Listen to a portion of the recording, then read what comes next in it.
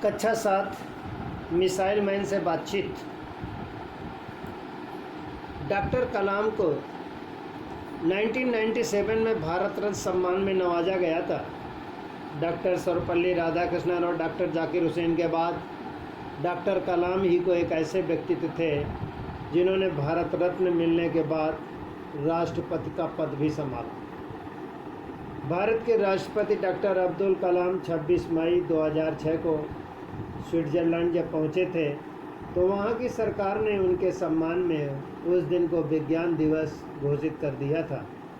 हमारे भूतपूर्व राष्ट्रपति डॉक्टर स्वर्गीय अब्दुल कलाम का छात्र जीवन अत्यंत संघर्षमय और अभावग्रस्त था, किंतु वे विपरीत परिस्थितियों से लड़ते हुए उन्होंने उस मुकाम को हासिल किया जो सुविधा संपन्न छात्रों के लिए भी मुश्किल होता है।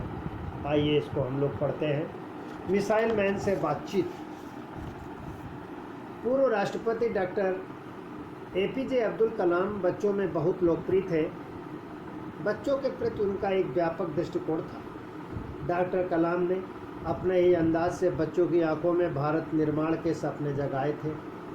बचपन में पक्षियों की उड़ान से प्रभावित होकर भारतीय मिसाइल प्रक्षेपण का मार्ग प्रशस्त करने वाले डॉक्टर कलाम की इच्छा थी कि 2020 तक भारत पूर्ण रूप से विकसित राष्ट्र बन जाए।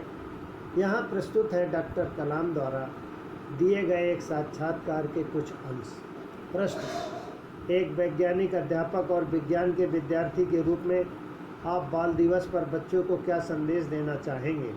उत्तर: मैं आपको वर्ष 1990 के प्रारंभ की एक घटना सुनाता हूँ। अहमदाबाद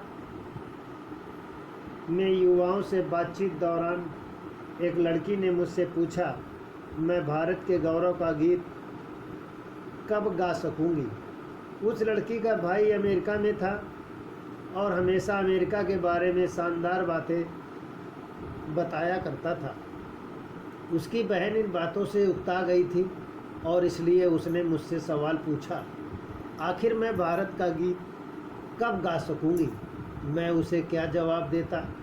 मैंने उसे 2020 के भारत के अपने सपने, अपने विजन के बारे में बताया और उसे इस बात का विश्वास दिलाया कि 2020 तक वह भारत के गौरव का गीत जरूर गा सकेगी।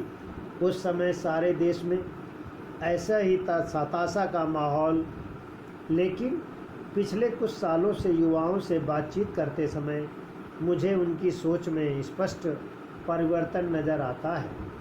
अब वे मुझसे प्रायः पूछते हैं, मैं अपने देश के लिए क्या कर सकता हूँ? स्पष्ट है कि हमारे युवा राष्ट्रीय विकास के लिए आगे आना चाहते हैं और हाथ बटाना चाहते हैं।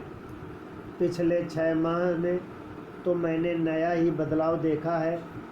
सवाल करने की बजाय अब हमारे युवा मुझे बताते हैं कि मैं ऐसा कर सकता हूँ, हम ऐसा कर सकते हैं, राष्ट्र ऐसा कर सकता है। हमें देश के हर बच्चे में इस प्रकार की चेतना जगानी है।